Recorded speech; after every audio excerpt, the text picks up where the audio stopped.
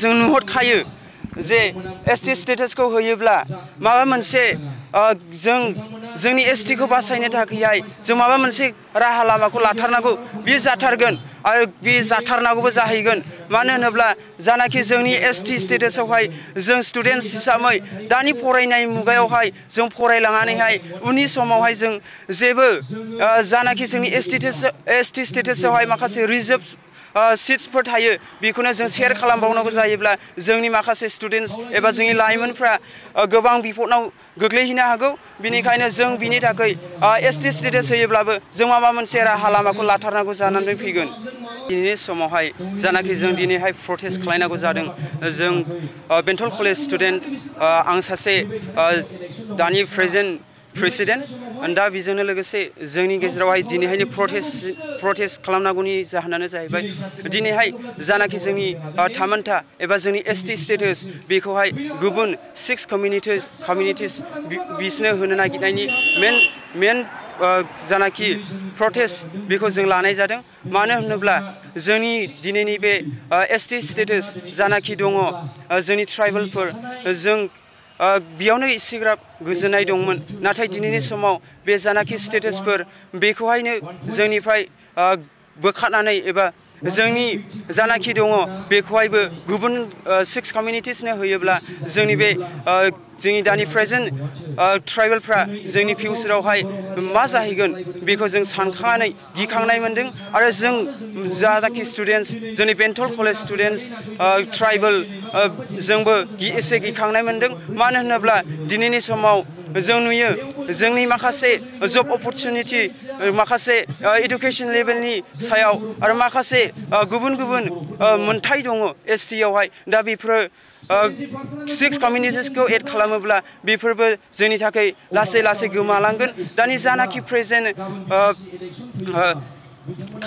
tribal दङ जोंनि थाखाय बियो उननि समावहाय बिपदआव गोग्लैहैनायनि लामायाव जों बेखौ नुहुरनानै दिनैनि बे जानाखि प्रटेस्ट बेखौ लानाय जादों दा जोंनि आंगो बर'निनो जानाखि लिडारफोर पलिटिक्स लिडारफोर बिथांमोनखौ आं गुरैयै रिक्वेस्ट खालामनोसो सानो दे जेन' नै दानि जानाखि जोंनि हारिया एबा जोंनि जामोनथाय बेफोरो अलखद समावहाय खौसेयै फैनानै जाहाथे जोंनि एसटी स्टेटासखौ बासायनो थाखाय बिथांमोनखौ आवगायनो थाखाय एबा जोंनि बे जानाखि एसटीखौ बासायनायावहाय बिथांमोनखौ आं मदद एबा जोंनि हारिनि थाखाय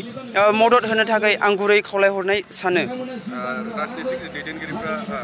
जाथिनि अलखद समावबो गावजों गाव दान्थे-बिदान्थे जानायखौ जों नुदों एसे लाइमोन फरायसा हिसाबै मा बुंगोन दिनैनि समावहाय जानाखि जों नुदों बेफोरखौ आं बारा एथ'ग्राब बुंनो थांलिया मानो होनोब्ला दिनैहाय अलखद समावहाय एसेग्राब नुहरखानानैबो जोंनि पलिटिक्स लिडारफ्राखौ आं बेखौल' होननो सानोदि नोंथांमोना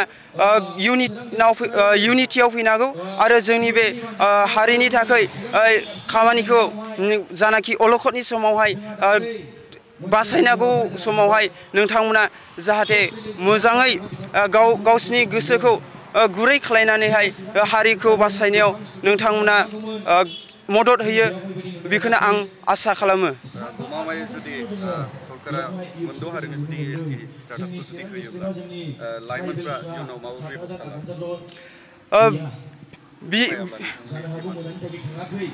बेथ' निस्सय जाहैखागोन जों नुहुरखायो जे एसटी स्टेटासखौ होयोब्ला माबा मोनसे जोंनि एसटीखौ बासायनो थाखाय जों माबा मोनसे राहा लामाखौ लाथारनांगौ बे जाथारगोन आरो बे जाथारनांगौबो जाहैगोन मानो होनोब्ला जानाखि जोंनि एसटी स्टेटासआवहाय जों स्टुडेन्टस हिसाबै दानि फरायनाय मुगायावहाय जों फरायलांनानैहाय उननि समावहाय जों जेबो जानाखि जोंनि एसटी स्टेटासआवहाय माखासे रिजार्भ सीट्सफोर थायो बेखौनो जों शेयार खालामबावनांगौ जायोब्ला जोंनि माखासे स्टुडेन्टस एबा जोंनि लाइमोनफ्रा गोबां बिपदआव गोग्लैहैनो हागौ बिनिखायनो जों बिनि थाखाय एसटी स्टेटास होयोब्लाबो जों माबा मोनसे राहा लामाखौ लाथारनांगौ जानानै फैगोन